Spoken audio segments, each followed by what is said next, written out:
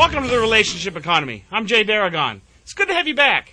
We're going to be continuing our discussion in the previous show about what brands are doing to market in the past and what they're doing to going forward. And as we said before, our distinguished guest here today is Tom Nilsen, who has 25 years experience with major Fortune 500 brands in their marketing departments and what they've been doing. Tom, welcome back. Great to be here, Jay. You know, the last time we were talking, you were giving some pretty astounding numbers. $300 million being spent in coupons and marketing and advertising mediums that produce a half a point?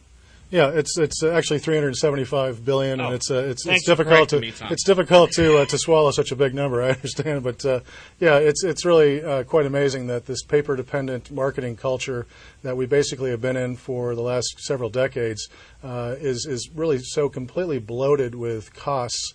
It is an industry that requires redemption rates as its major vehicle for understanding and learning the effectiveness of the campaign.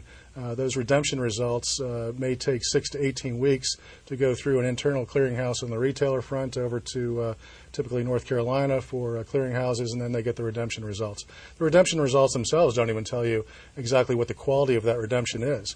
Most marketers today believe that coupons are in fact subsidizing existing behavior. So you're basically spending that $375 billion effectively not accomplishing what you're setting out to do, which is to try to garner consumer loyalty, to try to increase frequency of purchase, and move consumers from other brands to your brand.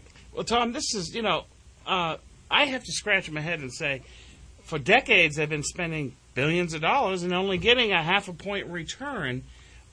What new advances have come out to improve that? Well, it's interesting. Other than some of the targeted marketing vehicles that are out there, and as we talked about on the last clip, there are companies out there that are trying to move from a mass audience approach to a targeted approach. And this is the right direction to move in, although it's still largely ineffective because it always requires that same paper-dependent vehicle as the out point of the marketing program. I think that typically marketers have remained stagnant despite the onslaught of many paper-dependent options for one simple reason. They're risk-averse. It's very simple when you look at... Wait a minute, you just said they're risk-averse? Now, I understand the mentality of a corporation, but if I'm spending $300 billion as an industry, I'm taking major risk and getting low returns. I'm putting money out, bad money after bad. It is a risk to do the same things and expect different results. I think that's also the definition of insanity. But largely, this tremendous spend on coupons in 3 or 4 major areas, including direct mail, which we haven't talked too much about. There again, that's only about 3 to 5% redemption on these direct mail vehicles. It is really a matter of risk aversion to trying new things. If people have been doing the same things, and my predecessor and his or her predecessor have been doing the same type of marketing for the last couple of decades, risk aversion really in this sense comes down to, okay, there's not much else out there other than what we're looking at and what has been done. Any thought of moving into a space like we're about to talk about, social media and networking, that is unfamiliar is risky territory. I don't know that many people want to stick their neck out and give these sort of things a try, but they're inevitably going to have to. Well, this is an ironic dialogue because, I don't know, unless, like you say, unless you've been in a closet, the marketplace knows that Dell pushed out $3 million worth of sales simply by using digital, social media, communications and engaging their audience without spending money on paper or spending money on direct mail and getting a bad return. So why aren't others following that? Well, I think that there's certainly a lot of success stories that I've been studying just in the last couple of months.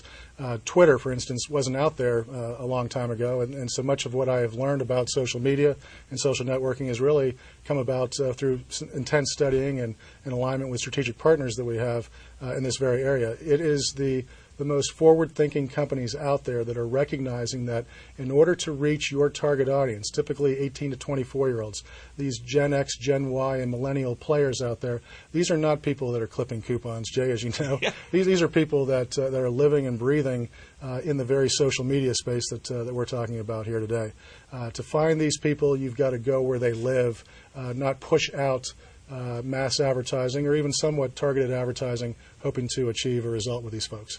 Well, there's a lot of conversations in social media about teaching brands how to have a real human voice by engaging in conversation. So in our next segment, how about we discuss how you think the brands can make the transition away from paper and away from direct mail to a much more scalable methodology and scalable medium to engage and get direct response to their customers. Can you do that for the next one? I'd love to do it, Jay. And the most fun part about this is that you're utilizing a medium that is free. It's called the Internet. Yeah, that's unbelievable when you think about it. Instead of spending, $300 billion on paper, I can do it for nothing. Folks, this is Jay Deragon with the Relationship Economy and my guest, Tom Nilsen. We're going to come back with another segment, and we're going to talk about the transformation of the old methods to the new methods. And we're going to pick Tom's brain a little bit more, so please join us, and thanks for being with us.